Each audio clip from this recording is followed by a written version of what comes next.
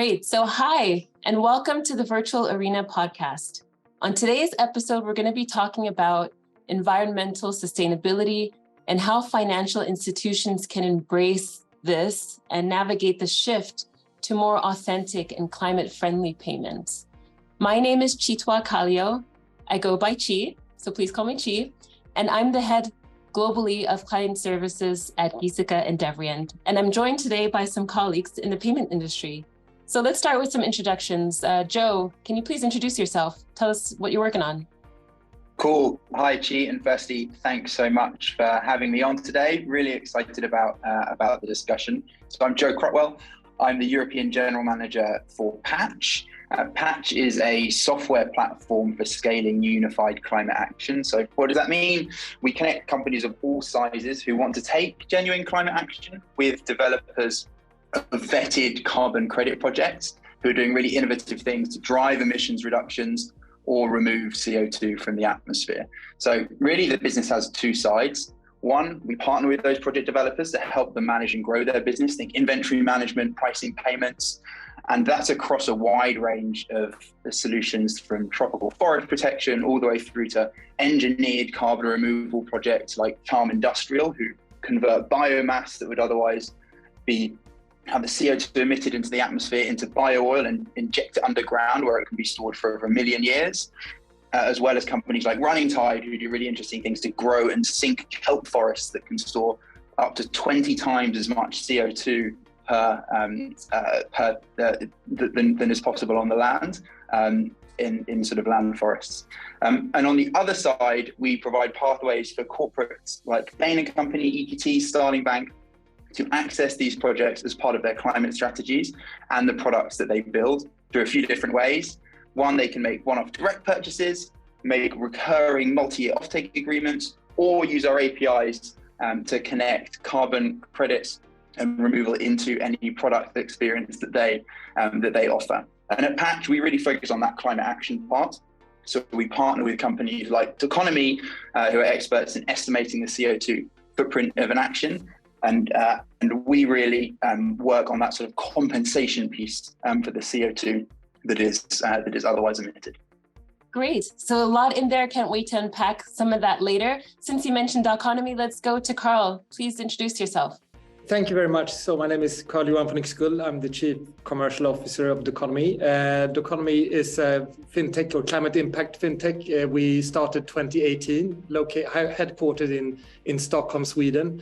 And we have always been using innovative technologies and data to try to simplify and supporting banks to drive climate awareness, climate activation with their consumer base. Today, we have roughly 80 banks as customers, and we also work with a lot of different, credible partners to support our overall strive and our overall ambition. And I mean, G+D being one, Patch. We also work with UNFCCC. We work with WWF, with MasterCard, and a few others, because we are firm believers of, partnership will make the big difference in the long run. So, also very happy to be on the call. Great, thanks, Carl.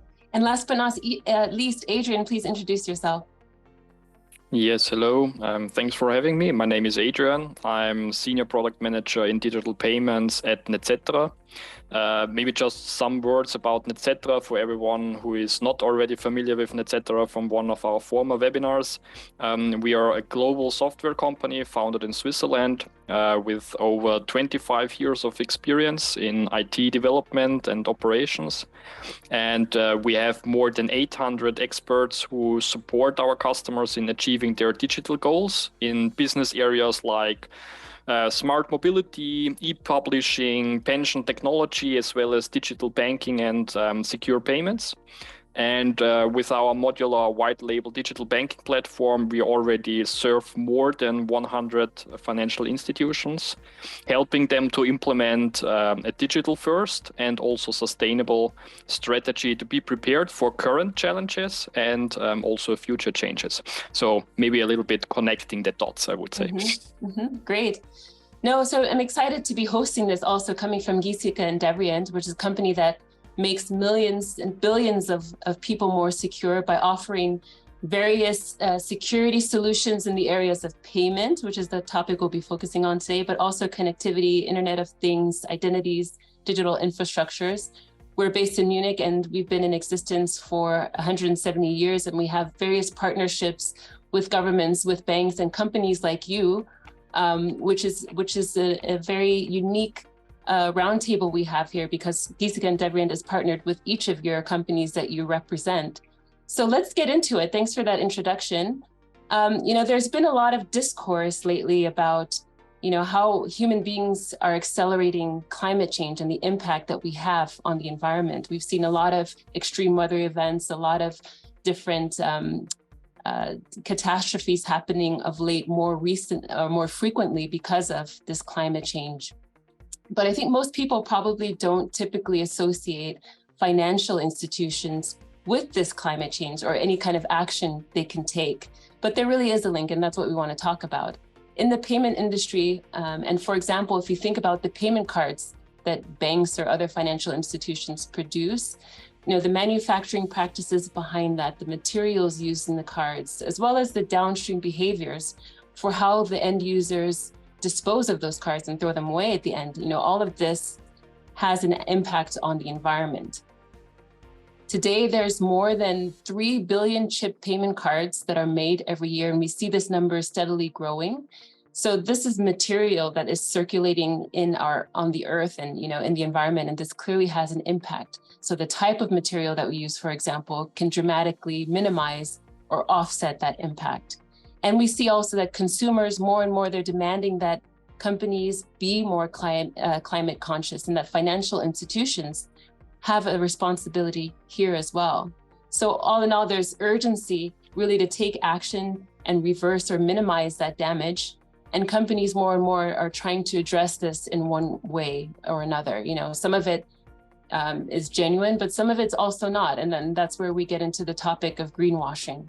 So it could be difficult to tell, especially as an end user, as a consumer, whether that company and what they communicate is really authentic, if it actually is polluting less, or whether it's basically just a PR ploy, trying to jump on the bandwagon to get good PR. So Joe, based on your experience and what you've seen in the industry, why should financial institutions care? And how would you also define greenwashing based on what you've seen? Yeah, thanks, Chi. And I think before sort of thinking about why they care and defining it, I think it's important, as you sort of have, to take a step back on why this is a concern and why we think sort of greenwashing claims happen today. So firstly, as we all know, there's no escaping it. We're in the midst of a climate crisis today, with impacts already being felt around the world by the most vulnerable in our society. And the reality is that the key driver of that is we're still emitting 55 billion tons of CO2 every year. Our atmospheric levels of CO2 are 1.5 times higher than they were before the industrial age, and that's causing global planetary temperatures to rise. So in order to sort of minimize the worst impacts of the climate crisis, the UN's IPCC has said we need to both massively reduce our planet's CO2 emissions, as well as scale our capacity to remove CO2 from the atmosphere. And therefore, sort of real action across all of that stuff is imperative.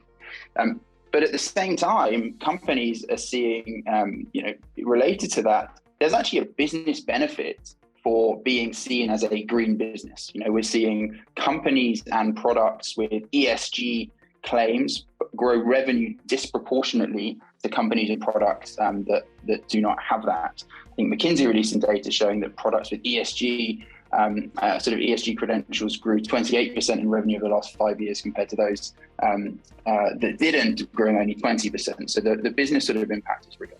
And I think it's that incentive that's meaning that companies are choosing, wanting to be perceived green and to be acting sustainably.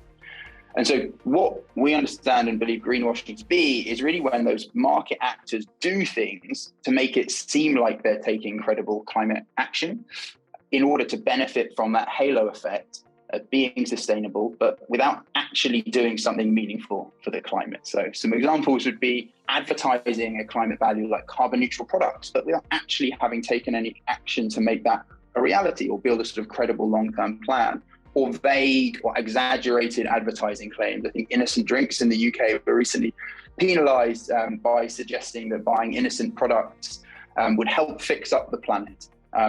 So I think it's about being sort of really robust in what you're talking about. And I think it's also, to set context, helpful to think that, there can really be two types of actors in the greenwashing space. Of course, you can have the sort of bad actors who are intentionally doing this. They're looking for cheap solutions to market. We're not really considering the impact of the strategies they're taking. But there can also be good actors who are claiming what they think is really valuable work for the environment, but because there's a lack of transparency in certain parts of the market and it's hard to understand or see the impact that they're taking, actually the impact isn't really there. And in the carbon markets where we play, that's historically been an issue of transparency and something that platforms like Patch are looking to solve. So I think it's great we're talking about this today. Making sure that companies can act with integrity is really, really important, because there clearly are businesses that are abusing green credentials for their own profit, and we need to call out and address that.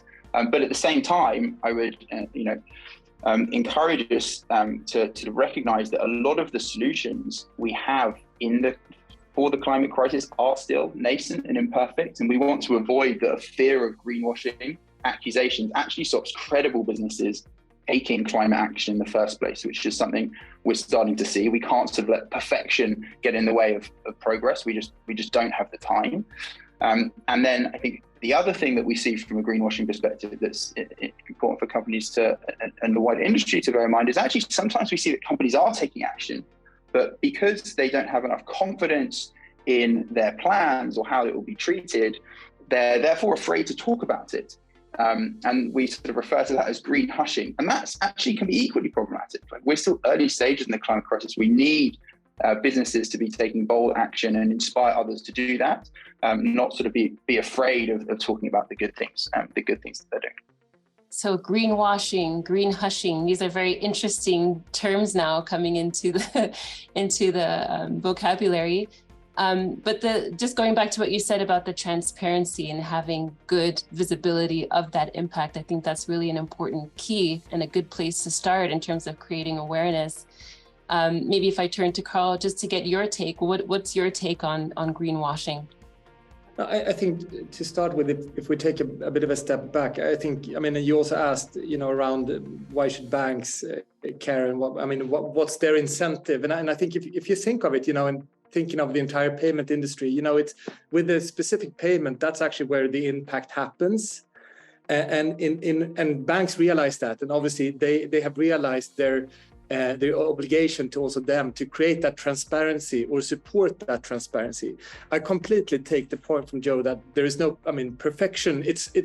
It's dangerous to strive towards perfection at this point, because there are no standards, no proper, governance around exactly how to manage this, and that's why people get a bit cautious, and that's also the nervousness around getting accused of greenwashing is obviously apparent, especially among banks. But that doesn't say that one couldn't do everything right, but everyone can do something. And that's very much, I think, all our businesses are really trying to support that mindset. And I think, we clearly see that banks are genuinely interested and excited to support here. They're also, exploring, it's quite foggy, but they really want to get ideas and inspiration on how to support their consumers to take action. We clearly see that. Mm-hmm, absolutely. And, only recently in the EU, for example, has there been legislation proposed to define greenwashing and to try to regulate the kind of behaviors associated with that. So it's growing, it's being discussed more and more. And, I think that the extent to which we can offer solutions and tools to support financial institutions to do what they can, however they can, is only a positive thing. Just also pointing out what I have in my background, this pledge, right? We've been seeing companies make pledges more and more to reduce their impact. The one that Giska and Devrient made recently was to reduce the use of first-use plastics in payment cards by 2030. MasterCard made a similar pledge, but by 2028. So, these are incredible and effective pledges to help really close this loop of recycle, reduce, reuse. And I think also in this industry, in the payments industry, the card itself can be a strong symbol that then makes a bold statement, from the financial institution to the consumers that they are taking action, that they're willing to combat climate change. And it's backed by credible metrics that can be measured, that can be monitored, and can be used to create transparency as well. So whereas greenwashing, on the other hand, is more communication rather than the action. So it's important for banks to help them try to see the difference so that they can also figure out how to really be genuine and authentic in what they communicate to their end users, and also protect them and protect the environment, as we're trying to work our way through this sustainability journey. Also, in terms of how banks can empower them to make action through projects like what you were mentioning, Joe, all those interesting projects that Patch offers to be able to offset some of the carbon footprint and impact that we have. I think that's brilliant. So if we think also about how, Carl, what you were saying, how financial institutions can incorporate sustainability into their business strategy, how can they do this effectively in such a way that is authentic and, avoids this trap of greenwashing? I think to start off, it really needs to start with education of executive teams and education of bank employees, etc., in order to properly advise customers and knowing how to navigate the landscape. You spoke about your background. I think you see my background as well, and in the way we are trying to help bank engaging with their consumers, because at the end it is very much about the activation. You need to have interest, you need to have excitement, you need to motivate people to take action at the end, and that's very much how the role we try to play in this ecosystem. We see from studies that bank consumers, or consumers in general, they take it seriously, they want to take action, and as such, clearly that the bank is keen to play a role there is completely certain from our perspective. Great, no, thanks for that. And Adrian, what's your take? What do you think financial institutions can do to really incorporate sustainability into their business strategy? Yeah, I think important to say here, if we are talking about incorporating sustainability in an authentic way, from my point of view, this also includes that the taken measures are also audited by an independent and reliable organization. So I think we all know these nice looking green colored logos showing a tree or a leaf, which are printed on the packing of a product or visible on the homepage of a company, which actually makes us believe that the product or service we buy is green. But due to the abundance of such logos and also the missing regulation, which has already been mentioned also by Joe, there is the danger to fall victim of greenwashing, even if you actually want to act sustainable. So I think, therefore, if we are talking about how financial institutions can incorporate sustainability in their strategy, a key factor there is also to select their partners very careful with a proper due diligence. Mm-hmm. Great. And I see you nodding, Joe. I know you want to jump in. What would you add to that? Well, firstly, I feel left out for not having a snappy background. No, look, I agree with all of that stuff. I think, I think banks and financial institutions have such a critical role that they can play in the industry, both because of often their size and scale and their footprint. Secondly, the customer base that they have and the role that they can influence and drive action amongst that. And then lastly, the projects and where their financing goes to. I think the other thing to add into that I think is the cornerstone of a really robust climate strategy is, I think, as Carl mentioned, this education and starting at the top and having what is that corporate level climate commitment that you want to make. to make sure there's an overarching strategy to everything that you do. At Patch, we often advise with companies who use SBTI, or the Science Based Targets Initiative, which is an independent organization that creates guidelines for companies to set net zero targets and helps make sure that the plans are sort of consistently in line with the things that we would need to do as a planet to meet our commitments as part of the Paris Agreement. It's a combination of extremely sort of robust and drastic emissions reductions, with the ability to also compensate and overcompensate for the emissions that you still have today with carbon removals. So I think having that plan is really important. And then I think once you have a strategy, you need to make sure that you have, that you sort of track towards it. So there needs to be interim targets rather than just a sort of, hey, I'm going to do this thing by 2050. We need to make sure that executives are held accountable for progressing towards that, and then also retaining some flexibility to iterate and improve over time. The climate science is evolving incredibly quickly, so of course we want to make sure that there's room for that. And then I think beyond that, there's the opportunity that financial institutions have to amplify that impact across their network. So that can be through educating and driving action for their consumers in the way that sort of what the Doconomy does. It can be through impacting the supply chain and helping them scale and improve their sort of net zero and climate credentials.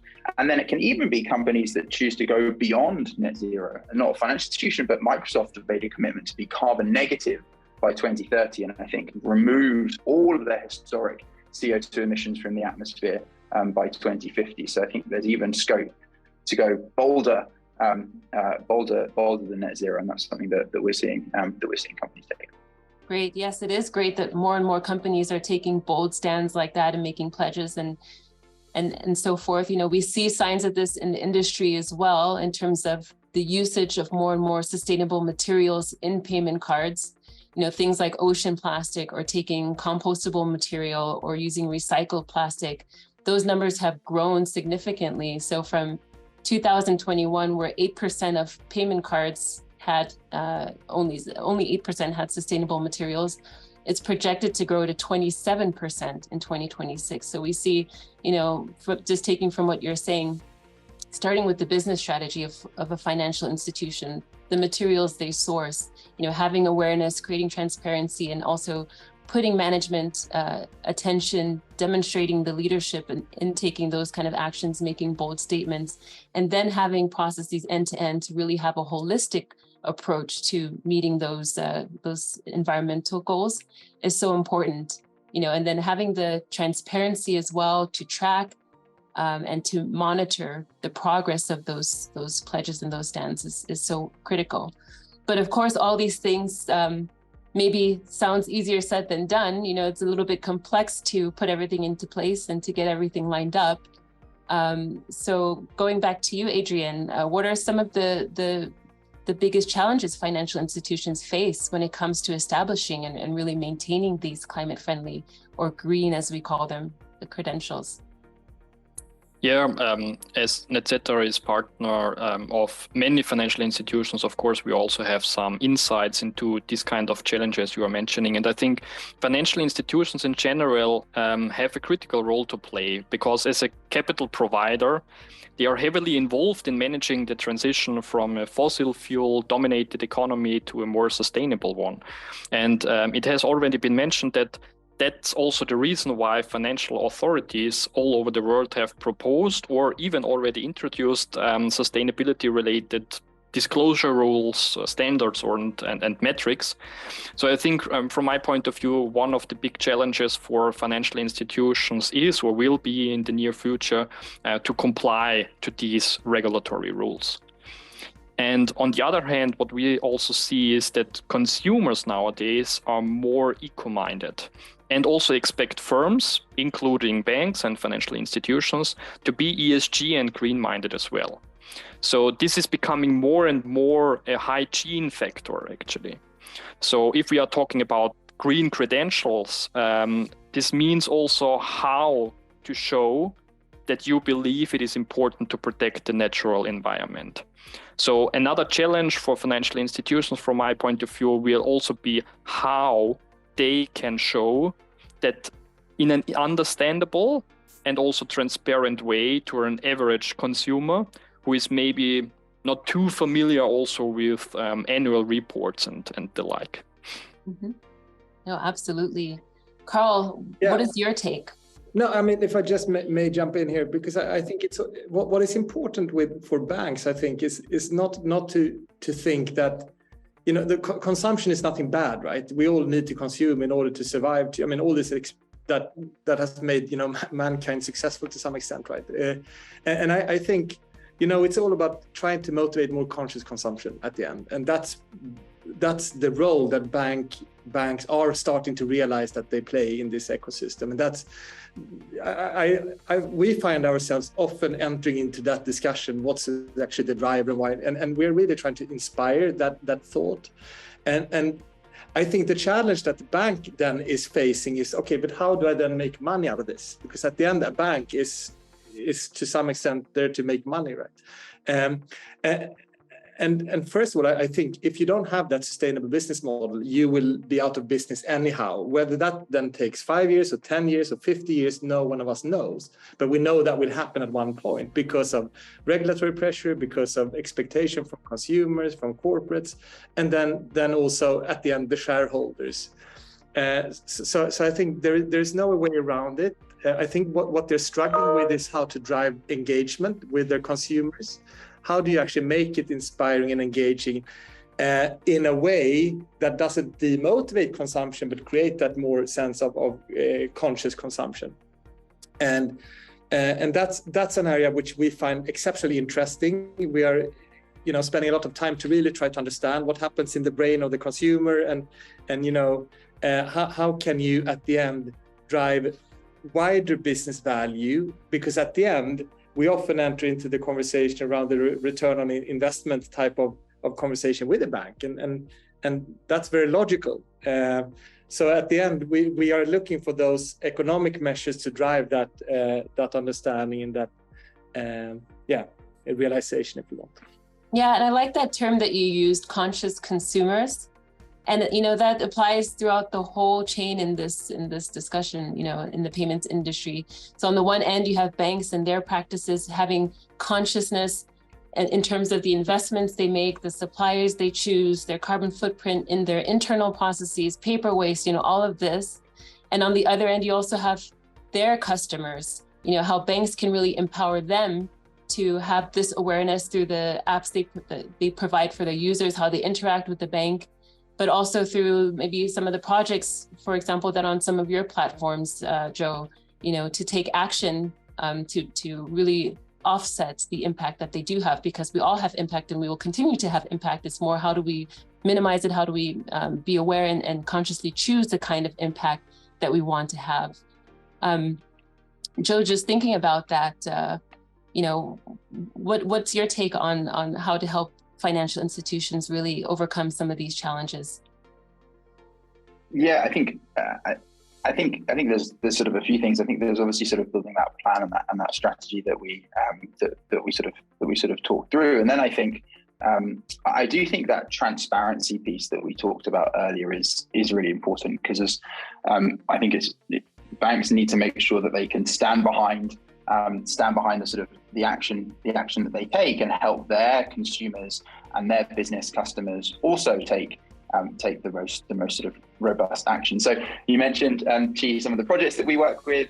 I think, you know, a great opportunity to talk about some of that stuff. I think it's far more interesting than the sort of software. So one of the projects that we work with, one of the highlights is a company called Brilliant Planet. As you know, or you may know, marine algae blooming, actually using photosynthesis as an amazing source of capturing CO2 in the oceans. But typically the algae will die and then the CO2 will be released. But actually, what these innovative companies are doing things like genetically engineering the algae to make sure it has a highest sort of photosynthesis potential, growing it in coastal deserts, and then before it can release the CO2 into the atmosphere, actually drying it so that the CO2 remains locked in, and burying it underground to store for over 1,000 years. And that sort of new innovations like that have the potential to sequester hundreds of millions of tons CO2 permanently, which is a sort of critical thing that we need to do if we're going to go from a world today where we durably remove, tens of thousands through to sort of millions of tons of CO2 per year, all the way to needing between 5 to 16 billion tons per year removed by 2050 to mitigate the worst sort of impacts of the climate crisis. So I think there's so many examples of interesting projects like that, but it's really hard actually for the average consumer or business customer to understand what they're doing and also access that. And I think that's where the role that banks and financial institutions can play a huge part in, both in utilizing platforms like Patch to bring transparency and information through to their customers, so that they can have understand the high integrity ways that those businesses are operating, but also through the interfaces through to their consumer customers or through payment forms to their business customers, let them easily contribute into those projects that they otherwise may not be able to. Absolutely. And we've been talking a lot about the physical world. Let's transition a little bit and talk about the digital world. Often the payment card is a link between the physical and the digital. The card is what the end user uses to manage their account, to access payments and so forth. But there's also a digital component that's very much tied to that in terms of how they interact with their accounts and so forth. Adrian, the partnership that Netcetera has with Giesecke and Devrient is a special one. What role does that partnership play in terms of enabling financial institutions to offer more authentic approaches to sustainability also in the digital world? Yeah, thanks for this question. So I think first, it is important to understand that we, both G&D and Netcetera, perceive ourselves not just as product or service providers towards our customers, but rather as partners. And I already mentioned it before, especially for financial institutions which are closely monitored by regulators, but also by public, it is crucial to select partners who fulfill required standards. So if we are talking about providing authentic approaches to sustainability, this also means that we as partners must commit to sustainability, and we do that. So Netcetera became part of G&D Group beginning of this year. You have mentioned that as kind of a special partnership. And G&D actively advocates for ecological development. Just to name one example, by 2040, G&D intends to reduce its emissions by at least 90% compared with 2020 and achieve net zero across the whole group. But of course, G&D's strong commitment to this sustainability is not restricted to its own business activities.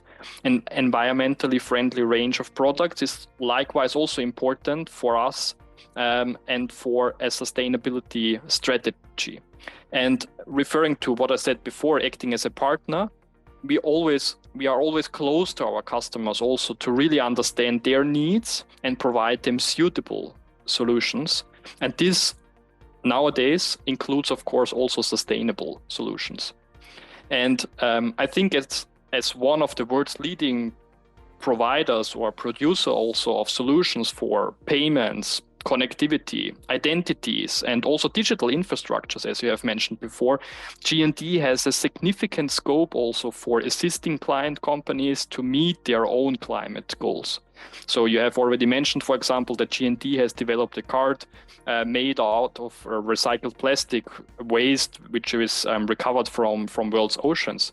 But focusing more on the digital part, which you have asked before, so we have already talked a lot about this customer journey, which a customer must take. So let's call it consumer sustainability journey. Yeah. So reaching from measuring the climate impact, raising awareness, and finally also taking action. So this is kind of the goal which we would like to cover, and that's why I'm very happy to be here together with Joe and Carl from Doconomy and Patch, because actually we work together with Doconomy and Patch to enable with new services exactly this kind of end-to-end customer journey. So what we will do is that we will enable merchants, payment service providers, but also card issuers to provide their customers an easy accessible service to raise awareness and also create an understanding of the climate consequences of daily consumption, and also how to address those on an individual level. And the advantages of these digital white label solutions will be that, first of all, they can be easily integrated into an existing ecosystem, like a merchant website checkout process, or also an existing banking app. Second, that they use only minimal, non-sensitive transaction data. So there is no need to share any personal details with third parties or something like that. And third, they cover the whole sustainability journey, which I have mentioned before. So starting from measuring the climate footprint, educating also the customer about their everyday climate impact, and also activating them by enabling the customers to offset their footprint, making use exactly of the services which have already been described from Doconomy and from Patch. And with these products, namely Ecom Earth and 2Pay Green, we transform already available transaction data into something meaningful and enable exactly this consumer sustainability journey. Yeah, I love that. And I think it's really exciting, especially, as payment offerings expand more and more into the digital area. If you think about the life cycle of the end user, there's both, at each step in the process, there's both a physical and a digital component, right? So, the issuing of the card, the letter, the paper mail that comes with it, how the card gets recycled, all of those different steps offers both a physical and a digital element, which is an opportunity to create awareness and also give the users and financial institutions consciousness and choice in terms of how they fulfill those different steps in the process. And I think please jump in, Carl. I may jump in there because we are very inspired by the actions taken by Netcetera and really support that initiative clearly. When we speak about that, digital journey and getting that consumer from, understanding, measuring understanding, and then activating, and that's not such an easy step to take. In all honesty, that's what we have experienced, and we are exceptionally excited of having acquired a small company called Tech. And the reason why we did that was we see them having one of the best engagement engines and behavioral science engines there is, really trying to use, behavioral science to figure out how you actually drive that step towards activation. And I think more and more of discussions around how to utilize the digital tool is to making sure that you manage to knock into the consumer to take that proper action. And I think the next couple of quarters will be quite exciting in that regard, as we are slowly merging, behavioral science and climate action. Having all that said, we also need to keep in mind that climate action is not only about, carbon, it's also about water, it's about biodiversity and a lot of different elements that I think, as this sector matures, we'll find new ways and approaches to resolve, support resolving, I should say. Great. Joe, what are your thoughts on that? Yeah, no, I agree. I think more broadly, I think that capacity and capability to scale action across the customer base is incredibly important, and that's, I think, why we're really excited about that partnership with Doconomy and Netcetera G&D to make it very easy for that end-to-end flow, through from understanding the footprint, through from educating, through from reducing and changing behaviors, all the way through to compensating for the pieces that you can fall neatly within one journey, because all of those pieces, I think, are important for us to drive the climate action that we need to do to mitigate the worst impacts of the climate crisis. Right. So it's really great to see it all come together, even on this webinar, right? All the different pieces that are existing in that end user journey, and how each of our companies comes together in this partnership to drive positive impact and change on our environment in that regard. So now we've talked a lot about, why it's really important for financial institutions to really see the urgency, to really take meaningful action that can be measured and, that isn't greenwashing, and how they can overcome some of the challenges maybe in terms of making those steps and taking that action. And we've also seen that in the European Union, a lot of companies and financial institutions have been taking action lately to minimize their impact or use more recycled materials or ocean plastic materials and so forth.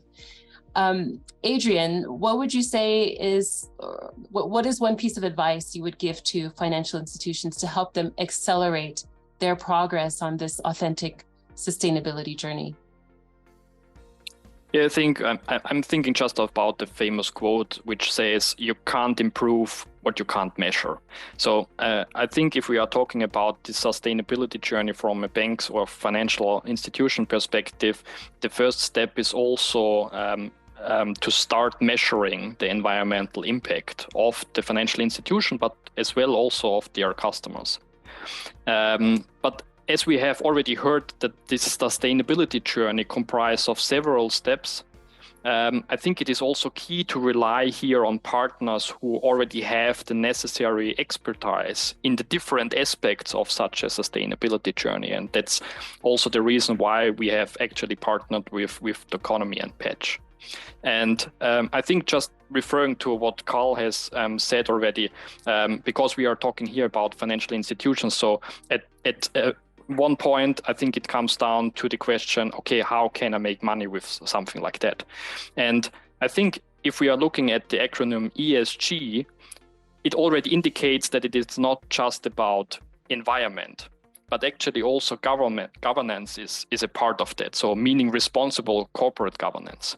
And from my point of view, this also means that organizations have to secure their existence also from a financial perspective. And I already read about studies which show that more than a third of consumers are even willing to pay more for sustainability.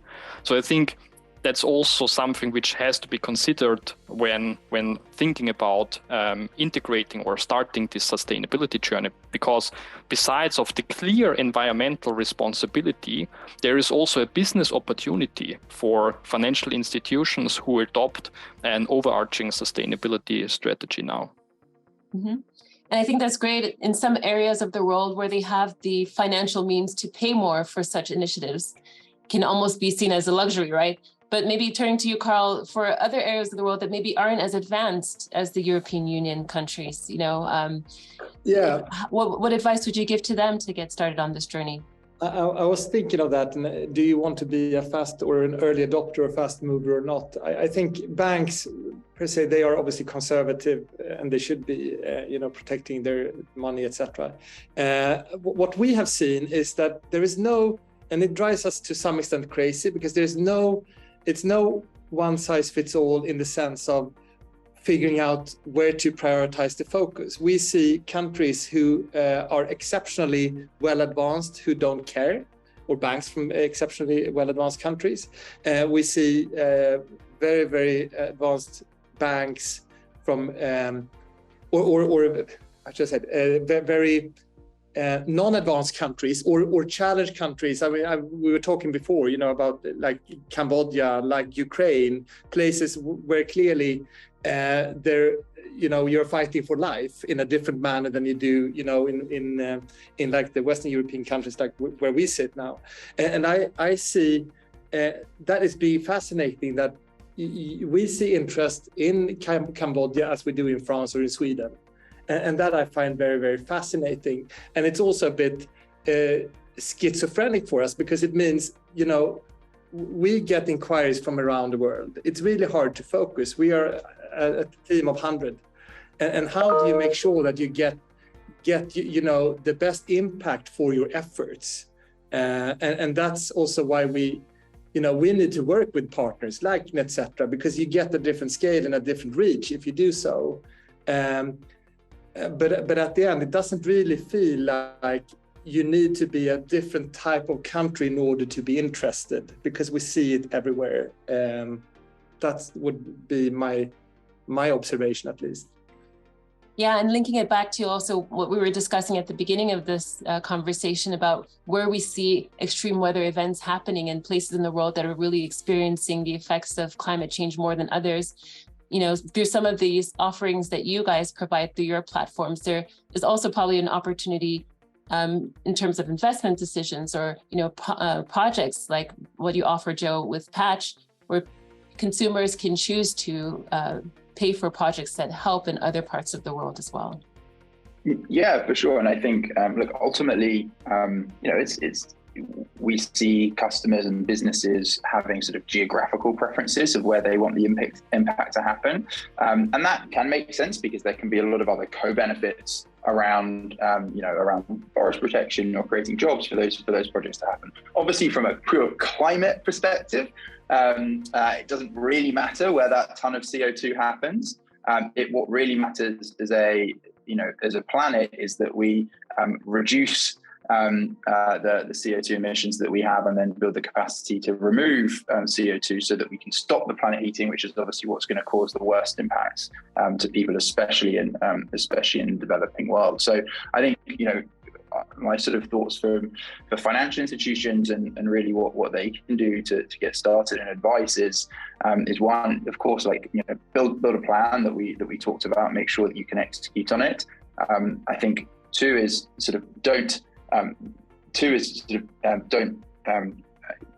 don't sort of only stop at driving reductions. We need both reductions and removals to scale in parallel to get to where we need, and as part of to mitigate the worst impacts of the climate crisis.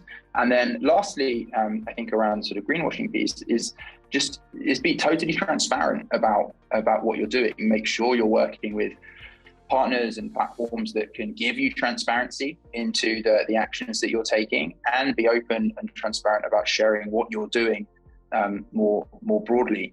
I think that can really sort of help mitigate any risk that you have. Yeah, great, absolutely.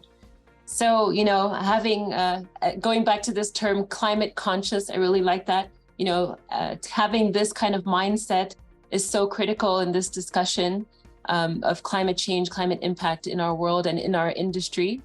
Having that consciousness, having the transparency, having management intention to support in the financial institutions to really drive directives that will have impact and reach, and also for end consumers then to take meaningful actions based on that information in terms of how they consume and how they behave in this world. It's been really an insightful discussion. Thank you so much for your participation and the insights that you shared here. It's been a pleasure having you all on the virtual arena. And I also want to say a big thank you to our viewers, all of you. Thanks for tuning in. You can also catch the rest of the series and much more over at ffnews.com and of course on LinkedIn. Thank you. Goodbye. Take care.